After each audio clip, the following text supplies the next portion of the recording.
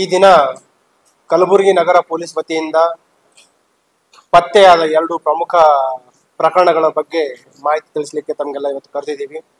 ಅದರಲ್ಲಿ ಪ್ರಥಮವಾಗಿ ನಮ್ಮ ಸೆನ್ ಪೊಲೀಸ್ ಸ್ಟೇಷನ್ನ ಎಸಿಪಿ ಅವರಾದ Madolappa, inspector Sanjeev Kumar, crime staff Devendrappa, Honnur Sab, Amarnath, Arun Kumar ಮತ್ತು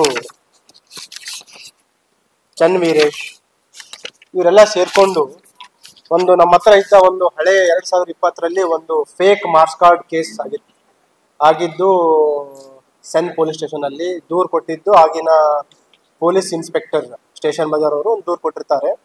ನಮ್ಮ ಏಷ್ಯನ್ ಮಾಲ್ ಒಳಗಡೆ ಇರುವ ಒಂದು ಫಸ್ಟ್ ಫ್ಲೋರ್ ಅಲ್ಲಿ I4U ಗ್ಲಾಮ್ ಚಾಯ್ಸ್ ಅಂತ ಒಂದು ಬಟ್ಟೆ ಅಂಗಡಿ ಇದೆ. ಅದರೊಳಗಡೆ ಒಂದು ಎಲಿಜೆನ್ಸ್ ಟೆಕ್ನಾಲಜಿ ಅಂಡ್ ಪ್ಲೇಸ್ಮೆಂಟ್ ಬ್ಯೂರೋ ಅಂತ ಒಬ್ರು ನಡೆಸ್ತಾ ಇದ್ರು. ಅವರು 10 to 20,000 ಅಥವಾ 30,000 ರೂಪಾಯಿಗೆ ನಿಮಗೆ ಫೇಕ್ ಮಾರ್ಕ್ಸ್ ಕಾರ್ಡ್ಗಳನ್ನ ಕೊಡ್ತಾರಂತ ಮಾಹಿತಿ ಇರುತ್ತೆ. ಆ ಬೇಸಿಸ್ ಮೇರೆಗೆ ಅವರು ಆವಾಗ ತನಿಖೆ ಮಾಡಿ ಚಾರ್ಜ್ ಶೀಟ್ ಮಾಡಿರ್ತಾರೆ, ಬಂಧನ ಮಾಡಿರ್ತಾರೆ. ಯಾರಿಗೆ? ಇವರಿಗೆ ಆಗಿನ ಆರೋಪಿ ಆಗಿದ್ದ ಮೊಹಮ್ಮದ್ ಖಾನ್, ತಂದೆ ಯೂಸುಫ್ ಖಾನ್ ಅಂತಂದು. ಇವರಿಗೆ ಈಸ್ ರೆಸಿಡೆಂಟ್ ಆಫ್ ತಾರ್ಫೈಲ್, ಇಲ್ಲೇ ಕಲಬುರ್ಗಿ ಅವರು. ಅವರಿಗೆ ಅರೆಸ್ಟ್ ಆಗಿರುತ್ತೆ, ಪ್ರಕರಣ ಅಲ್ಲೇ ಇರ್ತಿರುತ್ತೆ. ನಾವು ಈಗ ಹಳೆ ಏನೇನು ಪ್ರಕರಣಗಳಿದ್ದಾವೆ, ಗಂಭೀರ ಪ್ರಕರಣ ಇರೋದನ್ನ ನಾವು ಸ್ಪೆಷಲ್ ಟೀಮ್ ಮಾಡಿ ಇವ್ರದ್ದು ನೆಟ್ವರ್ಕ್ ಅನ್ನ ಫಸ್ಟ್ ಮಾಡಬೇಕು ಅಂತ. ಇದು ಇವರಿಗೆ ಸೋರ್ಸ್ ಎಲ್ಲಿದೆ, ಇಂಟರ್ಮೀಡಿಯೇಟ್ಸ್ ಯಾರಿದ್ದಾರೆ ಅದನ್ನ ನಾವು ಕಂಡುಹಿಡಬೇಕಂತ ನಾವು ಮಾಡಿದ್ವಿ. ಅದರ ಒಂದು ಫಲವಾಗಿ ಇದರಲ್ಲಿ ಕೆಲವು ದಿನಗಳ ಹಿಂದೆ ದಾವಣಗೆರೆಯಿಂದ ಒಬ್ರು ಹರಿಪ್ರಸಾದ್ ಅಂತ ಮತ್ತು ಬೆಂಗಳೂರಿಂದ ಒಬ್ರು ಜಗದೀಶ್ ಅಂತ ಇಂಟರ್ಮೀಡಿಯೇಟ್ಸ್ ಗೊತ್ತಾಗುತ್ತೆ. ಇವ್ರ ಮುಖಾಂತರ this is the next layer. ಅವ್ರಲಿಂದ ಇವರಿಗೆ ಸರ್ಟಿಫಿಕೇಟ್ಸ್ಗಳು, ಕೆಲವು ಫೇಕ್ ಡಿಗ್ರಿ ಸರ್ಟಿಫಿಕೇಟ್ಸ್ಗಳು, ಮಾರ್ಕ್ಸ್ ಕಾರ್ಡ್ಗಳು ಪಡ್ಕೊಂತಾರೆ ಅಂತ ಗೊತ್ತಾಗುತ್ತೆ. ಅದರ ಒಂದು ನೆಟ್ವರ್ಕ್ ಅನ್ನ ಬೆನ್ನತ್ತಿ ಸೋರ್ಸ್ ಎಲ್ಲಿಂದ ಇದೆ ಅಂತ ನಾವು ಚೆಕ್ ಮಾಡಿದಾಗ ಮೂಲತಃ ಡೆಲ್ಲಿಯಿಂದ ಇದನ್ನ ಸರಬರಾಜು ಆಗ್ತಾ ಇದೆ ಅಂತ ಗೊತ್ತಾಗುತ್ತೆ. ಅಲ್ಲಿ ನಿರಂತರವಾಗಿ ನಮ್ಮ ಕಾರ್ಯಾಚರಣೆಯನ್ನು ಮಾಡಿ ನಮ್ಮ ಟೀಮ್, ನಮ್ಮ ಸೈಬರ್ ಎಕ್ಸ್ಪರ್ಟ್ ಏನು ಸೆನ್ ಪೊಲೀಸ್ ಸಿಬ್ಬಂದಿ ಇದ್ದಾರೆ, ಅದ್ರ ಜೊತೆಗೆ ಅವ್ರ ಜೊತೆಗೆ ನಮ್ಮ ಸೋಕೋ ಅಧಿಕಾರಿಯನ್ನು ಕೂಡ ನಾವು ಕಳಿಸಿರ್ತೀವಿ. ಸೊ ಅದರಿಂದ ಏನು ಇದರ ಮೇನ್ ಕಿಂಗ್ಪಿನ್ ಇದ್ದಾನೆ ರಾಜೀವ್ ಸಿಂಗ್ ಅರೋರಾ ಅಂತ, ಅವನನ್ನ ರಾಜೀವ್ ಸಿಂಗ್ ಅರೋರಾ ತಂದೆ ಪ್ರೇಮ್ ಸಿಂಗ್ ಇವನನ್ನ ಬಂಧನ ಮಾಡುವಲ್ಲಿ ನಮ್ಮ ತಂಡ ಯಶಸ್ವಿಯಾಗಿದೆ. ಮೂಲತಃ ಡೆಲ್ಲಿಯಲ್ಲಿ ಈ ಆರೋಪಿ ವಾಸವಾಗಿದ್ದು, ಇವನ ಬಂಧನದಿಂದ ಒಟ್ಟು ನಾವು ವಶಪಡಿಸಿಕೊಂಡಿರುವಂಥದ್ದು ಡಾಕ್ಯುಮೆಂಟ್ಸ್ ಗಳನ್ನ ಮಾತ್ರ ನಿಮ್ಗೆ ಹೇಳ್ಬೇಕಾದ್ರೆ 522 ಮಾರ್ಕ್ಸ್ ಕಾರ್ಡ್ಸ್ ಗಳನ್ನ ವಶಪಡಿಸಿಕೊಂಡಿದ್ದೀವಿ. 522 fake marks cards different university, ಒಟ್ಟು 28 ಯೂನಿವರ್ಸಿಟಿದು ಫೇಕ್ ಮಾರ್ಕ್ಸ್ ಕಾರ್ಡ್ಗಳಿದೆ 522. ಮತ್ತು MT ಖಾಲಿ ಅಂಕಪಟ್ಟಿಗಳು 1626. ಅದರಲ್ಲಿ ಅದರ ಜೊತೆಗೆ ಈ ಯೂನಿವರ್ಸಿಟಿ ಸರ್ಟಿಫಿಕೇಟ್ಸ್ ಏನಿದೆ, ಮಾರ್ಕ್ಸ್ ಕಾರ್ಡ್ ಅಥವಾ ಡಿಗ್ರಿ ಸರ್ಟಿಫಿಕೇಟ್ಗೆ ಹೋಲೋಗ್ರಾಮ್ ಯೂನಿಕ್, ಅದು ಅವ್ರದೇ ಅಂತಂದು ಹೇಳಲಿಕ್ಕೆ ಹೋಲೋಗ್ರಾಮ್ ಇರುತ್ತೆ. ಅದನ್ನು ಕೂಡ ಇವನು ಈ ಆನ್ಲೈನ್ಗಳಲ್ಲಿ ತರ್ಸ್ಕೊಂತಾನೆ, ಅಮೆಜಾನ್ ಮತ್ತು ಬೇರೆ ಬೇರೆ ಪೋರ್ಟಲ್ಗಳ ಮುಖಾಂತರ ತರ್ಸ್ಕೊಂಡಿರೋಂಥದ್ದು. ಅದು 403 ಹೋಲೋಗ್ರಾಮ್ಗಳನ್ನ ನಮ್ಮವರು ವಶಪಡಿಸ್ಕೊಂಡಿದ್ದಾರೆ. ಮತ್ತು ಇವನು ಏನು ಈ ಡಿಗ್ರಿ ಸರ್ಟಿಫಿಕೇಟ್ಸ್ ಆಯ್ತು, ಮಾರ್ಕ್ಸ್ ಕಾರ್ಡ್ ಆಗ್ಲಿಕ್ಕೆ ಸೀಲ್ಗಳು ಬೇಕು, ಬೇರೆ ಬೇರೆ ಯೂನಿವರ್ಸಿಟಿದು ವಿದ್ಯಾಸಂಸ್ಥೆಗಳದ್ದು ಸೀಲ್ಗಳು ಬೇಕು. ಅದು 122 ಸೀಲ್ಗಳನ್ನ ವಶಪಡಿಸಿಕೊಂಡಿದ್ದಾರೆ. 80ಕ್ಕಿಂತ ಹೆಚ್ಚು ವಿವಿಧ ಬ್ಯಾಂಕ್ ಪಾಸ್ಬುಕ್ ಗಳನ್ನ ವಶಪಡಿಸಿಕೊಂಡಿದ್ದಾರೆ. ಅದಲ್ಲದೆ 36 ಮೊಬೈಲ್ ಫೋನ್ಸ್ ಇದೆ, ಅದರಲ್ಲಿ 12 ಸ್ಮಾರ್ಟ್ ಫೋನ್ ಇದೆ ಮತ್ತು 24 ಕೀಪ್ಯಾಡ್. ಇದು ಯಾವ ಉದ್ದೇಶ ಏನಂತಂದ್ರೆ, ಒಂದು ಯೂನಿವರ್ಸಿಟಿಗೆ ಒಂದು ಮೊಬೈಲ್ ಫೋನ್ ಮತ್ತು ಒಂದು ಸ್ಟೇಟ್ ಅಲ್ಲಿರುವ ಇಂಟರ್ಮೀಡಿಯೇಟ್ಗೆ ಮಾತಾಡ್ಲಿಕ್ಕೆ ಒಂದು ಸ್ಪೆಸಿಫಿಕ್ ಫೋನ್, ಮತ್ತು ಕೆಲವು ಫೋನ್ಗಳನ್ನ ಓನ್ಲಿ ಫಾರ್ ಡೇಟಾ ಅಂದ್ರೆ ನೆಟ್ವರ್ಕಿಗೋಸ್ಕರ ಬಳಸಿರುವಂಥದ್ದು. ಅದರಲ್ಲಿ ಯಾವುದೇ ರೀತಿಯ ಕಾಲ್ ಮಾಡುವಂಥದ್ದು ಅಥವಾ ಸಂಪರ್ಕ ಮಾಡುವಂಥದ್ದು ಮಾಡಿಲ್ಲ. ತುಂಬಾ ಜಾಣತನದಿಂದ ಅಫೆನ್ಸ್ ಮಾಡ್ತಾ ಇದ್ದ, ಹಾಗಾಗಿ ಸಿಕ್ಕಿರ್ಲಿಲ್ಲ ಯಾರಿಗೂ. 2 ಲ್ಯಾಪ್ಟಾಪ್ಗಳನ್ನ ವಶಪಡಿಸ್ಕೊಂಡಿದ್ದೀವಿ, 4 ಹಾರ್ಡ್ ಡಿಸ್ಕ್ ಇದೆ, 5 ಪೆನ್ ಡ್ರೈವ್ಗಳಿದೆ, ಒಂದು ಡೆಲ್ CPU ವಶಪಡಿಸ್ಕೊಂಡಿದ್ದೀವಿ. ಅದಲ್ಲದೆ ಈ ಮೊಬೈಲ್ ಫೋನ್ ಅಲ್ಲದೆ 13 ಸಿಮ್ ಕಾರ್ಡ್ಗಳನ್ನ ವಶಪಡಿಸ್ಕೊಂಡಿದ್ದೀವಿ. ಮತ್ತು ಈ ಪೇಮೆಂಟ್ ಮಾಡ್ಲಿಕ್ಕೆ ಕೂಡ ಅವನು ಒಂದು ಸ್ವೈಪಿಂಗ್ ಮಷಿನ್ ಇಟ್ಟಿದ್ದಾನೆ, ಅದನ್ನು ಕೂಡ ನಾವು ವಶಪಡಿಸ್ಕೊಂಡಿದ್ದೀವಿ. ಅದಲ್ಲದೆ ಅವನು ಎಲ್ಲೂ ಸಿಕ್ ಬೀಳಬಾರ್ದು ಅಂತ ಫೇಕ್ ಐಡಿಗಳನ್ನ ಕ್ರಿಯೇಟ್ ಮಾಡ್ಕೊಂಡಿದ್ದಾನೆ. ಅವನ ಗುರುತಿನ ಚೀಟಿಗಳು, ಸುಮಾರು ಗುರುತಿನ ಚೀಟಿಗಳನ್ನ ಮಾಡ್ಕೊಂಡಿದ್ದಾನೆ. Nearly 123 ID ಕಾರ್ಡ್ಸ್ಗಳಿದ್ದಾವೆ. ಅದರಲ್ಲಿ ಬೇರೆ ಹೆಸರುಗಳಲ್ಲಿ ಮಾಡ್ಕೊಂಡಿದ್ದಾನೆ, ವಿದ್ಯಾರ್ಥಿಗಳ ಹೆಸರಲ್ಲಿಗಳಿದ್ದಾವೆ, ಮತ್ತೆ ಪ್ರೆಸ್ದು ಒಂದು ID ಕಾರ್ಡ್ ಇದೆ, ಆಮೇಲೆ ಬಾರ್ ಕೌನ್ಸಿಲ್ ID ಕಾರ್ಡ್ ಇದೆ, ನಮ್ಮೆಲ್ಲ ಕೆಲವು ಡಿಸ್ಪ್ಲೇ ಮಾಡಿದ್ದೀವಿ. ಮತ್ತು ಅದರಲ್ಲಿರುವ ಫೋಟೋಗಳಲ್ಲೂ ಕೂಡ ಬದಲಾವಣೆ ಇದೆ.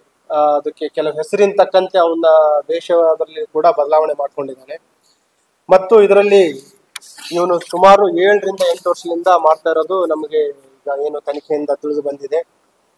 ಯಾವ್ಯಾವ ಕೋರ್ಸ್ಗಳು ಅವನು ಸರ್ಟಿಫಿಕೇಟ್ ಅಥವಾ ಮಾರ್ಕ್ಸ್ ಕಾರ್ಡ್ಗಳನ್ನ ಮಾಡ್ತಾನಂತ ನಾವು ನೋಡಿದ್ರೆ, ಡಿಪ್ಲೊಮಾ ಇನ್ ಎಜುಕೇಶನ್ ಇದೆ, diploma in medical lab technology ಇದೆ, ಫಾರ್ಮಸಿ ಇದೆ, ECG ಟೆಕ್ನಾಲಜಿ ಇದೆ, diploma of operation theatre technology, ಮತ್ತು diploma in mechanical engineering, electrical engineering, post graduate diploma in computer science, bachelor of social works, PhD ಕೋರ್ಸ್ಗಳ ಬಗ್ಗೆನೂ ಅವನು ಸರ್ಟಿಫಿಕೇಟ್ಗಳನ್ನ ಮಾಡಿಸಿದ್ದಾನೆ. ಮತ್ತು B.Ed ಇದೆ, ಡಾಕ್ಟರ್ ಆಫ್ ಫಿಲಾಸಫಿದಿದೆ, BA MS ಇದೆ, BCom ಇದೆ, BSc ಇದೆ, ಪೋಸ್ಟ್ ಗ್ರಾಜುಯೇಟ್ ಅಲ್ಲಿ MSc ಇದೆ, MA ಇದೆ, BTechಗಳು ಮತ್ತು BCA, BBA, BTech ಈ ರೀತಿ ಸುಮಾರು 26 ವಿವಿಧ ಕೋರ್ಸ್ಗಳ ಒಂದು ಸರ್ಟಿಫಿಕೇಟ್ಗಳನ್ನ ಮತ್ತು ಮಾರ್ಕ್ಸ್ ಕಾರ್ಡ್ಗಳನ್ನ ಇವನ ಹತ್ರ ಆರ್ಡರ್ ಕೊಟ್ಟು ತಗೊಂಡು ಹೋಗ್ಲಾರ್ದು.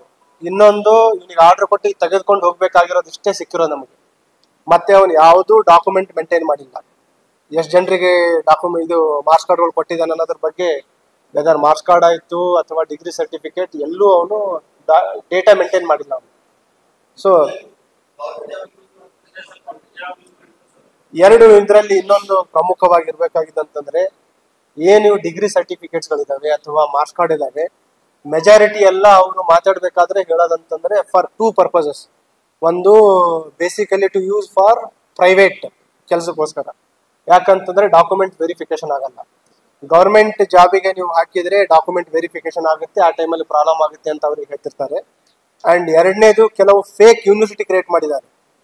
ಇದರಲ್ಲಿ ಕೆಲವು ಯೂನಿವರ್ಸಿಟಿ ಜೆನ್ಯೂನ್ ಇದೆ, ಅವ್ರ ಹೆಸರಲ್ಲಿ ಫೇಕ್ ಸರ್ಟಿಫಿಕೇಟ್ ಕೂಡ. ಇನ್ನೂ ಒಂದು ಸೌತ್ ವೆಸ್ಟ್ ಯೂನಿವರ್ಸಿಟಿ ಅಂತ ಮಾಡಿದ್ದಾರೆ ಮಹಾರಾಷ್ಟ್ರದಲ್ಲಿ. ಆ ಯೂನಿವರ್ಸಿಟಿ ಎಕ್ಸಿಸ್ಟಿಂಗೇ ಇಲ್ಲ. ಸೊ ಅದು ಕೂಡ ಎದಕ್ಕೋಸ್ಕರ ಅಂತಂದ್ರೆ ಫಾರ್ ಮ್ಯಾರಿಟಲ್ ಪರ್ಪಸ್ ಅಥವಾ ಸ್ಟೇಟಸ್ ಪರ್ಪಸ್. ಮ್ಯಾರಿಟಲ್ ಅಂದ್ರೆ ಮದುವೆಗೋಸ್ಕರ, ಮಗ ಏನು ಓದಿದ್ದಾನೆ ಅಂತ ಹೇಳಲಿಕ್ಕೆ ಹೇಳ್ತಾರಲ್ಲ, ಅವನು ಗ್ರಾಜುಯೇಟ್ ಇದ್ದಾನೆ ಅಥವಾ ಡಬಲ್ ಗ್ರಾಜುಯೇಟ್ ಇದ್ದಾನೆ, ಅದು ಹೇಳ್ಬೇಕಾದ್ರೆ ಅದೇ ರೀತಿ ಹೇಳಿ ಅವರಿಗೆ ಸರ್ಟಿಫಿಕೇಟ್ ಕೊಡ್ತಾರೆ. ನಿಮಗೆ ಇದಕ್ಕೆ ಪ್ರೈವೇಟ್ ಕೆಲ್ಸಕ್ಕೆ ಬೇಕಾ ಅಥವಾ ಜಸ್ಟ್ ಫಾರ್ ಎಜುಕೇಶನ್ ಆಗಿದೆ ಅಂತ ಬೇಕಾ ಅಥವಾ ಈ ರೀತಿ ನಿಮ್ಮ ಎಜುಕೇಶನ್ ಸ್ಟೇಟಸ್ಗೋಸ್ಕರ ಬೇಕಾ ಅಂತ. ಅದ್ರ ಪ್ರಕಾರನೇ ಇವ್ರದ್ದು ಕಮಿಷನ್ ಇರುತ್ತೆ. ಸ್ಟಾರ್ಟಿಂಗ್ ಫ್ರಮ್ 10,000 to 50,000 ಲಿಂದ ಸ್ಟಾರ್ಟ್ ಆಗುತ್ತೆ ಪರ್ ಇಯರ್, ಯಾವ ಕೋರ್ಸ್ ಇರುತ್ತೆ ಅದ್ರ ಮೇಲೆ.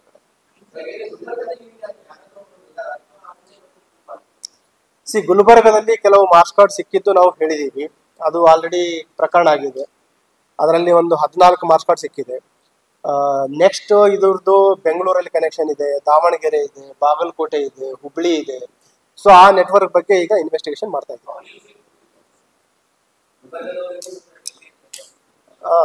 ಇದೆಲ್ಲ ಏನಂತಂದ್ರೆ ಆನ್ಲೈನ್ ನೆಟ್ವರ್ಕಿಂಗ್ ಅಂತಂದ್ರೆ, ಎಲ್ಲೆಲ್ಲಿ ಈಗ ನಮ್ಮ ಗುಲ್ಬರ್ಗದಲ್ಲಿ ಇದ್ದಿದ್ದು placement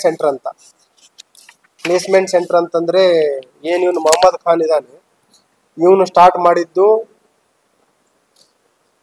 ಎಲಿಜೆನ್ಸ್ technology and placement bureau.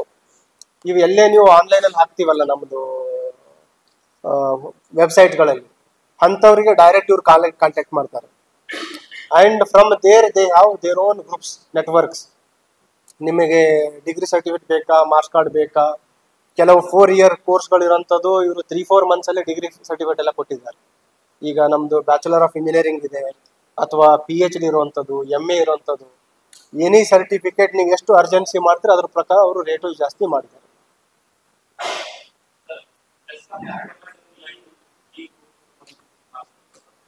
ಎಲ್ರಿ? ಇಲ್ಲ ಸಂಬಂಧ